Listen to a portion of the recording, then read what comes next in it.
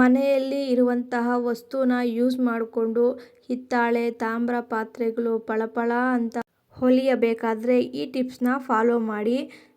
ಯಾವುದೇ ರೀತಿ ಕೈ ನೋವು ಬರೋದಿಲ್ಲ, ಉಜ್ಜೋದು ಅವಶ್ಯಕತೆನೇ ಇಲ್ಲ.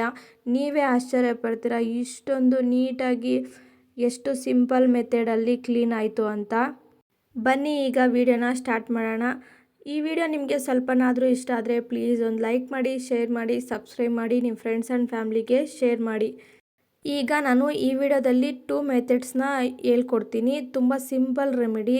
ನಮ್ಮ ಮನೆಯಲ್ಲಿರುವಂತಹ ಐಟಮ್ಸ್ನ ಯೂಸ್ ಮಾಡಿಕೊಂಡು ಸಿಂಪಲ್ ಮೆಥಡಲ್ಲಿ ನಾನು ತಿಳಿಸ್ಕೊಡೋದು. ತುಂಬಾ ಈಸಿ ಆಗುತ್ತೆ.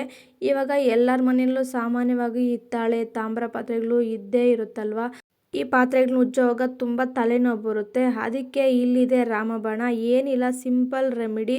ಒಮ್ಮೆ ಟ್ರೈ ಮಾಡಿ ನೋಡಿ, ನೀವೇ ಆಶ್ಚರ್ಯ ಪಡ್ತೀರಾ. ಏನಿಲ್ಲ ನೋಡಿ, ಹಾರ್ಪಿಕ್ನ ತಗೊಂಡು ಇದು ಸ್ಕ್ರಬ್ಬರ್ ಇರುತ್ತಲ್ಲ ಅದಕ್ಕೆ ನಾವು ಒಂದು 1 ಟೇಬಲ್ ಸ್ಪೂನಷ್ಟು ಹಾಕ್ಕೊತಾ ಇದ್ದೀನಿ. ನೋಡಿ, ನಾನು ವಿಡಿಯೋದಲ್ಲಿ ತೋರಿಸ್ದಾಗೆ ಇಷ್ಟನ್ನು ಹಾಕ್ಕೊಳ್ಳಿ. ಈ ಥರ ಸ್ಕ್ರಬ್ಬರ್ಗೆ ಹಾಕ್ಕೊಂಡು ನೋಡಿ, ಈ ಥರ ಅಪ್ಲೈ ಮಾಡಿ ಅಷ್ಟೇ. ನೋಡಿ, ನೋಡ್ತಾ ಇದ್ರೇ ಆಶ್ಚರ್ಯ ಆಗುತ್ತೆ.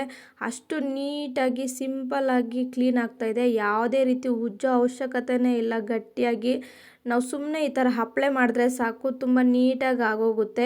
ಒಮ್ಮೆ ಟ್ರೈ ಮಾಡಿ ನೋಡಿ.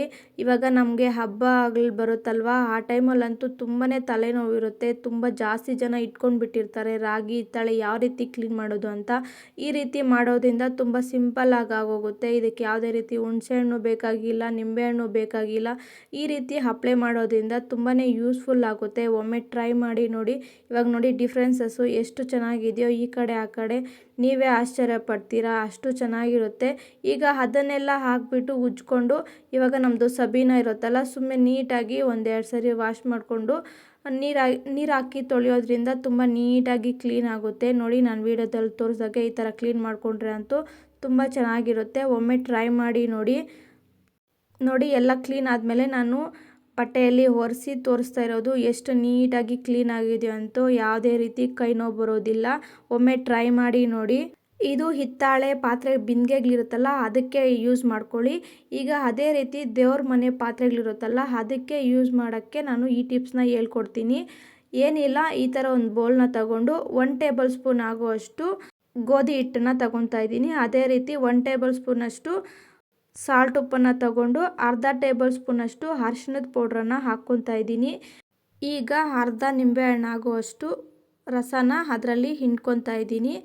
ಇದಕ್ಕೇನು ಜಾಸ್ತಿ ಏನು ಬೇಕಾಗಿಲ್ಲ. ಇಷ್ಟು ಸಿಂಪಲ್ ರೆಮಿಡಿ ತುಂಬಾ ಯೂಸ್ಫುಲ್ ಆಗುತ್ತೆ. ನಾವು ದೇವ್ರ ಪಾತ್ರೆ ಉಜ್ಜಾಗ ತುಂಬ ಹಬ್ಬಗಳ ಟೈಮಲ್ಲಿ ಕೈ ನೋವು ಬರುತ್ತೆ. ಎಲ್ಲ ಪಾತ್ರೆಗಳು ಎಲ್ಲ ಕ್ಲೀನ್ ಮಾಡಿರ್ತೀವಿ. ಅದೇ ರೀತಿ ದೇವ್ರ ಪಾತ್ರೆಗಳು ಉಜ್ಜಬೇಕಂದ್ರೆ 1 ಅವರ್ 2 ಅವರ್ ಹಿಡಿಸುತ್ತೆ. ಈ ಟಿಪ್ಸ್ನ ಯೂಸ್ ಮಾಡಿಕೊಂಡು 20 ನಿಮಿಷದಲ್ಲಿ ಆರಾಮ್ಸೆ ತೊಳ್ಕೊಂಬಿಡ್ಬೋದು. ಇದಕ್ಕೆ ಸ್ವಲ್ಪ ನೀರನ್ನು ಆ್ಯಡ್ ಮಾಡಿಕೊಂಡು ಈ ಥರ ಚೆನ್ನಾಗಿ ಮಿಕ್ಸ್ ಮಾಡ್ಕೋಬೇಕು. ಇಷ್ಟು ನೀವು ಜಾಸ್ತಿ ಕ್ವಾಂಟಿಟಿಯಲ್ಲಿ ಆದರೂ ಮಿಕ್ಸ್ ಮಾಡ್ಕೋಬೋದು. ನಾನು ಸ್ವಲ್ಪ ತಗೊಂಡು ನಿಮಗೆ ತೋರಿಸ್ತಾ ಇರೋದು. ಈಗ ಹಿತ್ತಾಳೆ ಪಾತ್ರೆನ ತಗೊಂಡು ಈ ಥರ ಅಪ್ಲೈ ಮಾಡಿದ್ರೆ ನೋಡಿ ಎಷ್ಟು ಚೆನ್ನಾಗಿ ಈ ಥರ ಉಜ್ಕೊಂಡ್ರೆ 1-2 ನಿಮಿಷದಲ್ಲಂತೂ ಕ್ಲೀನ್ ಆಗೋಗುತ್ತೆ. ನೋಡಿ, ವಿಡಿಯೋದೆಲ್ಲ ತೋರಿಸ್ತಾ ಇದ್ದೀನಿ ಎಷ್ಟು ನೀಟಾಗಿ ಕ್ಲೀನ್ ಆಗಿದೆ ಅಂತೂ. ನೀವೇ ಆಶ್ಚರ್ಯ ಪಡ್ತೀರಾ. ಯಾವುದೇ ರೀತಿ ಕೈ ನೋವಂತೂ ಬರೋದಿಲ್ಲ. ಅಷ್ಟು ನೀಟಾಗಿರುತ್ತೆ. ಒಮ್ಮೆ ಟ್ರೈ ಮಾಡಿ ನೋಡಿ. ಎಲ್ಲ ಪಾತ್ರೆಗಳು ಬೇಗ ತೊಳೆದ್ಬಿಡ್ಬೋದು ಈ ರೀತಿ ಮಾಡ್ಕೊಂಡ್ರೆ ಅಂತೂ. ಇದಕ್ಕೇನು ಹುಣಸೆಹಣ್ಣು ಏನೂ ಬೇಕಾಗಿಲ್ಲ. ತುಂಬ ಪಳಪಳ ಅನ್ನುತ್ತೆ. ನೋಡಿ, ಬಟ್ಟೆಯಲ್ಲಿ ಕ್ಲೀನ್ ಮಾಡ್ತಾಯಿದ್ದೀನಿ ಎಷ್ಟು ನೀಟಾಗಿದೆಯೋ.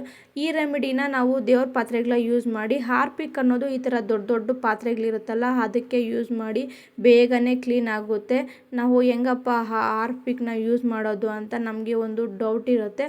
ಅದಕ್ಕೆ ನಾನು ಈ ರೆಮಿಡೀಸ್ನ ಹೇಳ್ತಾ ಇರೋದು.